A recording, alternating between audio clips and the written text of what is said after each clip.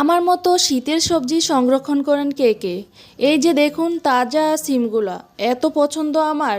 কচি তাজা সিম একদম গাছ থেকে পেড়ে নিয়ে আসছে আমার হাজব্যান্ড, একদম তাজা।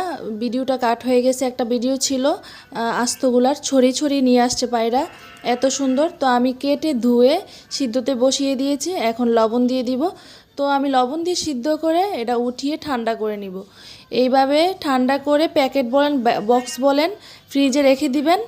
রেখে আমরা যখন রান্না করব মশলা পেঁয়াজ মশলা কষিয়ে সাথে সাথে ফ্রিজ থেকে নামিয়ে সাথে সাথে আমি তরকারিতে দিয়ে দিব।